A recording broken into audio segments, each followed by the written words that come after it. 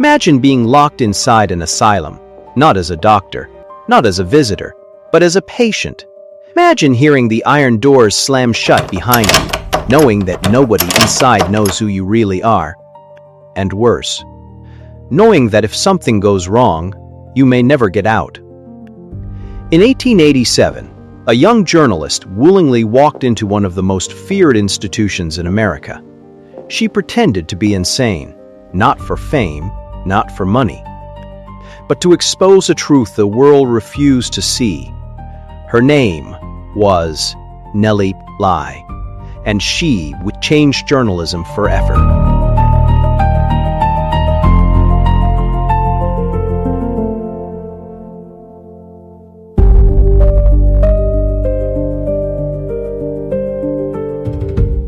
The year was 1885. America was changing. Factories were growing. Cities were expanding. Newspapers were becoming powerful enough to shape public opinion.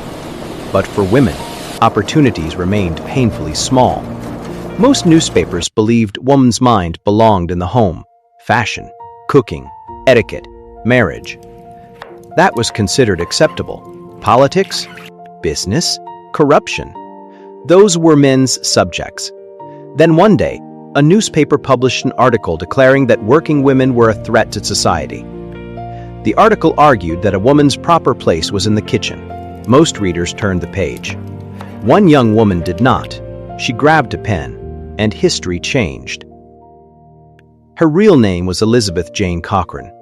She was not born into wealth. She had no powerful connections, and she certainly was not famous. What she did have was something far more valuable, a sharp mind, and a refusal to stay silent. Most readers forgot the article by the next morning. Elizabeth could not. The words followed her throughout the day. They lingered in her thoughts. They fueled her frustration. And by nightfall, she sat down at a desk with pen and paper, and she wrote, not a complaint, not an angry rant, a powerful argument, a challenge, a declaration that women deserve more than the narrow roles society had assigned them. Days later, the letter arrived at the newspaper office. The editor read it once, then twice, then a third time. This was not the work of an ordinary reader. This was the work of a writer. Instead of publishing a reply, he offered her a job.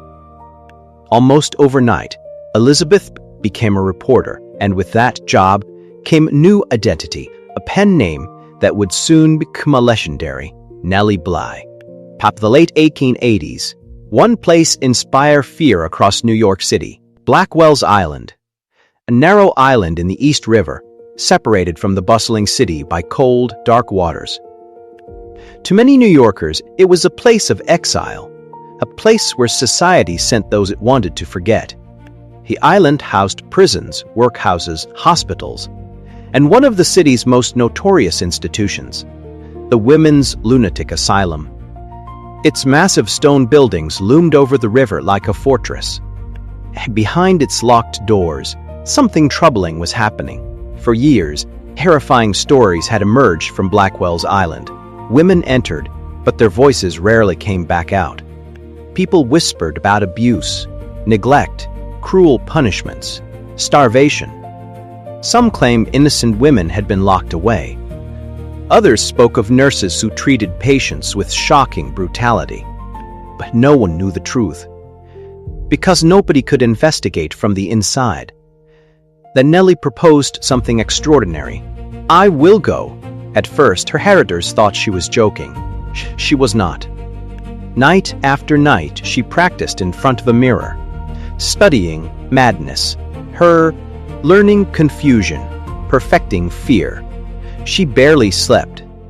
Every movement, every expression, every sentence, carefully rehearsed, until even trained doctors were fooled.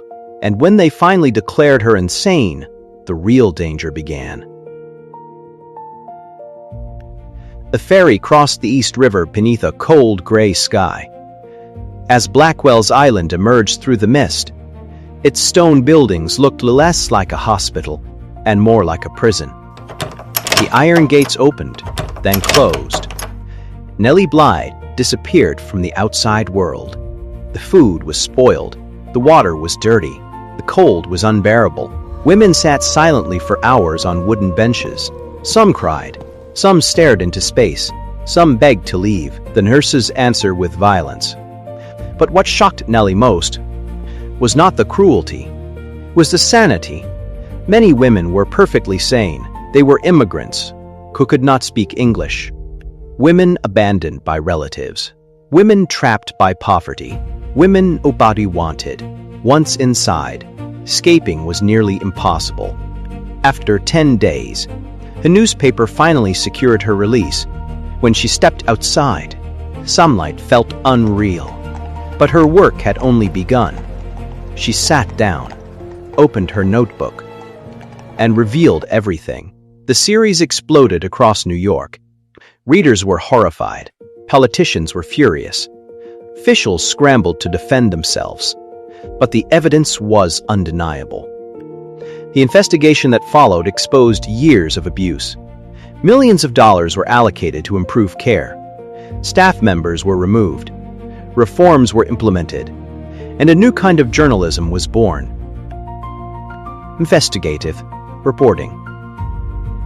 Most people would have considered that enough for one lifetime. Nellie Bly disagreed. After exposing the horrors of Blackwell's island and helping reform an entire system, she could have settled into a successful career. Instead, she set her sights on a new challenge, one that seemed impossible. In 1889, the world was captivated by Jules Verne's famous novel, Around the World in 80 Days. Readers loved the adventure. But everyone understood it as fiction, a thrilling story, not something a real person could actually accomplish. Nellie had a different idea. She wanted to try.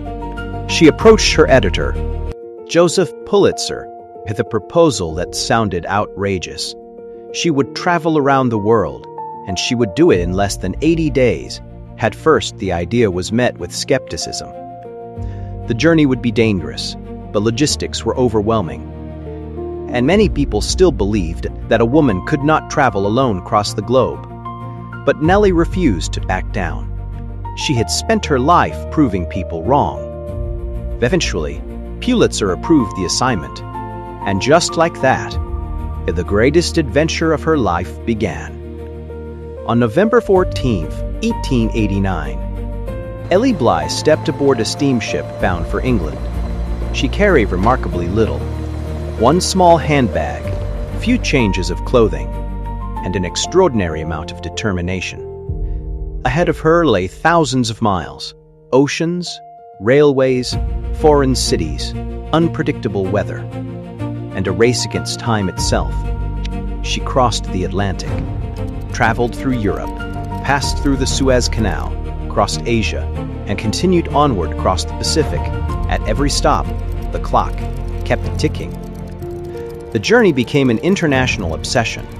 Crowds gathered around newspapers every morning. Tax children followed maps. Gamblers placed wagers. Millions waited. Could she actually do it?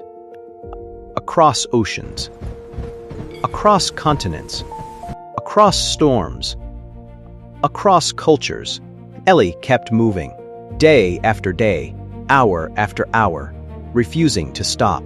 Then, on January 25, 1890, a train pulled into New Jersey. Waiting crowds erupted in celebration. 72 days, 6 hours, 11 minutes. She had not merely beaten Jules Verne's fictional record, she had proven that the impossible was possible. Nellie Bly had gone around the world faster than anyone in history.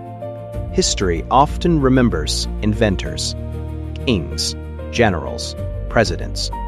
But progress is also driven by people who ask difficult questions. People willing to walk through doors others fear. People willing to challenge what everyone accepts.